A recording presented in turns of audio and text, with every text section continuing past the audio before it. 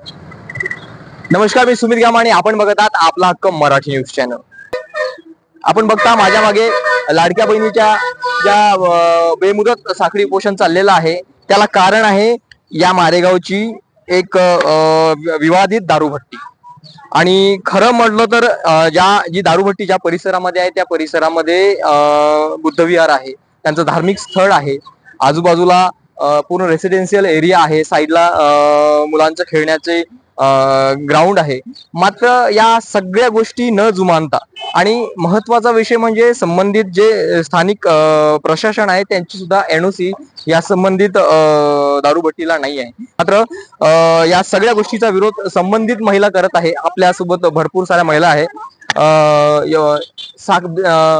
साखळी बेमुदत साखळी उपोषण इथे चाललेलं आहे. आपल्यासोबत महिला आहे.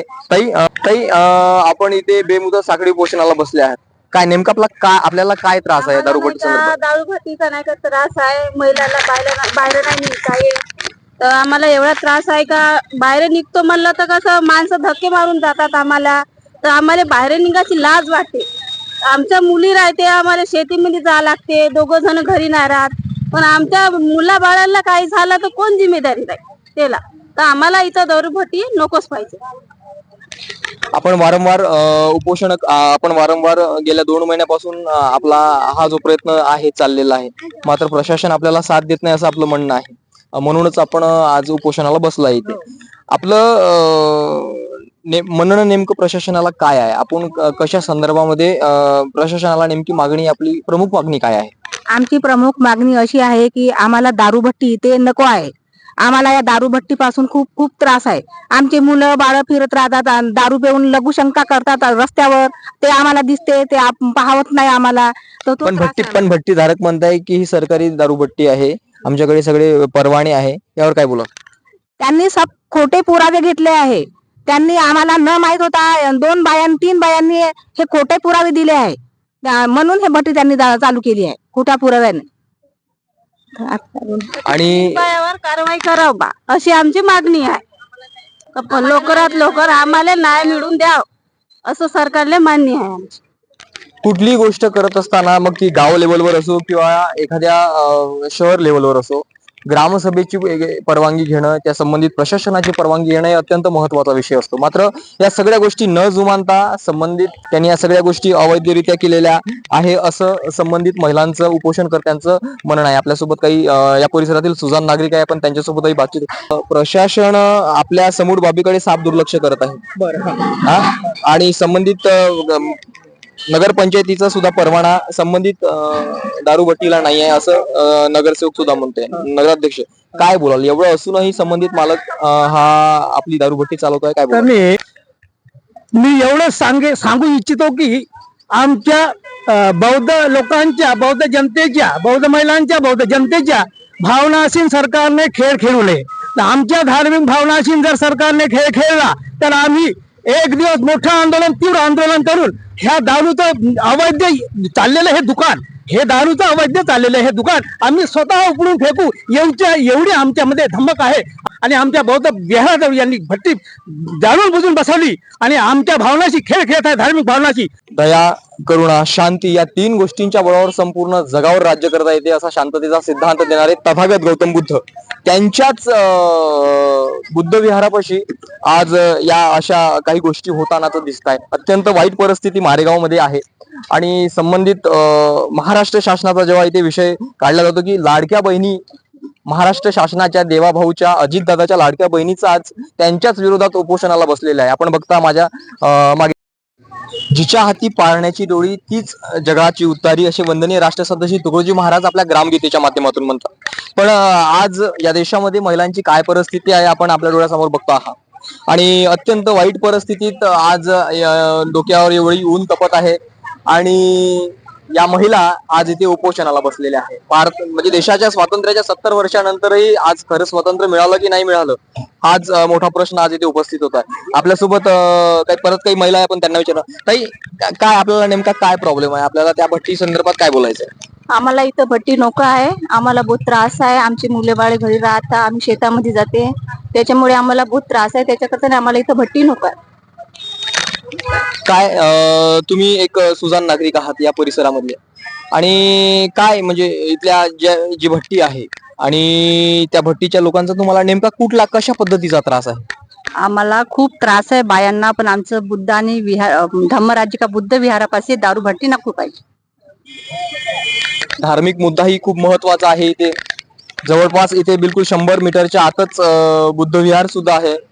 त्यामुळे धार्मिक स्थळ सुद्धा या परिसरामध्ये आहे. आणि आपण परत काही महिलांकडे जाणार आहोत. ताई काय वाटतं? ताई काय वाटतं का आपल्याला ही भट्टी का आणावी? इथे विहार आहे त्याच्यामुळे इथे भट्टी पाहिजेत नाही, प्लस त्याच्यामध्ये इथे बसस्थान पण होणार आहे. लहान लहान मुलं इथे खेळतात आणि इथे म्हणजे विहार नकोच. मला इतकंच म्हणायचं आहे की सरकार रातोरात प्रश्न, नोटबंदीचा प्रश्न हे करू शकते, तर हे रातोरात भट्टी का नाही उठू शकत हा माझा प्रश्न आहे. नक्कीच प्रश्नावर सरकारवर प्रश्नचिन्ह उठताना इथे दिसते आहे की सरकार एखादे बिल एका रात्रीत पारित करू शकतात, मात्र अशा ज्या काही अवैध गोष्टी आहेत त्या सरकार लांबवत का आहेत, प्रशासन लांबवत का आहेत? प्रशासनाचे माणसं येतात, या संबंधित गोष्टीची चौकशी करतात, मात्र एक वेगळाच अहवाल संबंधित अधिकाऱ्यापर्यंत नेतात, असं संबंधित उपोषणकर्त्या महिलांचं म्हणणं आहे. का वाटतं आपल्याला ही भट्टी का बंद करावी? कारण तर इथे नाही का शासनाने जे मान्यता दिली हे बेकायदेशीर आहे. कारण तर ते कोण्या नियमात बसत नाही. कारण विहारापासून त्याचं अंतर 50 फूट जेमतेम तेवढ्यात येते. तेवढ्या परिसरामध्ये भट्टी नको आहे. कारण आम्हाला नाही का त्याच्यापासून खूप त्रास होते. आमचे मुलं घराच्या बाहेर निघासाठी नाही का भितात, कारण आमचे 24 घंटे आमचं गेट बंद राहते. म्हणून आम्हाला हे भट्टी नको आहे. कारण तर दारू पिऊन लोक आमच्या घरासमोर येऊन पडतात, नाही त्या त्या पद्धतीचे शिवीगाळ करतात, ते आम्हाला नाही सहन होत. त्याच्यामुळे आम्हाला दारू भट्टी नको आहे. नक्कीच महाराष्ट्र ही संतांची भूमी आहे. महाराष्ट्राला एक गौरवशाली इतिहास आहे. महाराष्ट्रामध्ये महान संत होऊन गेलेले आहे, आणि अशा संतांच्या भूमीमध्ये असे काही उपद्रव जर चालत असेल तर ते नक्कीच अविश्वसनीय आहे. आतापर्यंत वार्ड नंबर 1 आणि प्रभाग नंबर 12 याची अजूनपर्यंत अशांतता पसरली नव्हती. पण जशी जशी दारूची भट्टी सुरू झाली आहे तेव्हापासून इथे अशांतता पसरलेली आहे. मला हे म्हणायचं आहे शासनाला, का शासन का बरं असं करून राहिलं? मग या वस्ती लागून असलेली आहे, बाबासाहेबांचा पुतळा जवळ आहे, बस स्टँड होऊन राहिले, मुलांची शाळा आहे. शासनाला ही गोष्ट का कळत नाही? आम्ही इथले वस्तीमधले काही लोक सगळे का ड्युटीवर आहेत का? कामाधंद्याला जातात, मोलमजुरीला जातात. त्यांचे सहकारी तरुण मुली आहे आणि त्या मुली शाळेतून आल्यावर घरी राहतात, त्यांचे आई वडील घरी नाही राहत. त्यांच्यासोबत जर काही झालं तर याला कोण जबाबदार राहणार आहे? शासन जबाबदार राहणार आहे की कोण राहणार आहे? हे आम्हाला सांगण्यात यावं. इथे प्रशासनाची दिशाभूल झालेली आहे, आमची दिशाभूल झालेली आहे.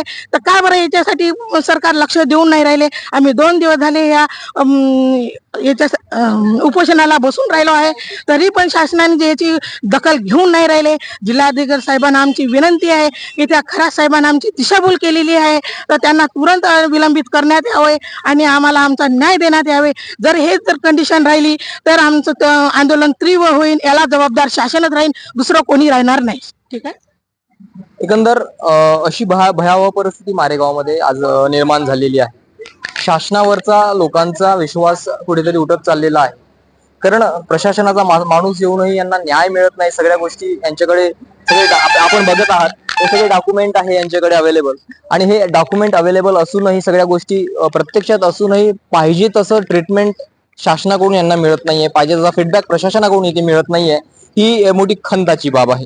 आता हे बघणं अत्यंत महत्वाचं ठरणार आहे की हे बेमुदत साखळी पोषण कुठल्या थराला जाऊन आपलं यश संपादन करेल की नाही, आणि सरकार या बाबीला कितपत गांभीर्याने घेईल हे बघणं अत्यंत महत्वाचा विषय आहे. बघत रहा आपला हक्क मराठी न्यूज चॅनल. आवाज आपल्या हक्काचा, शोध सत्याचा.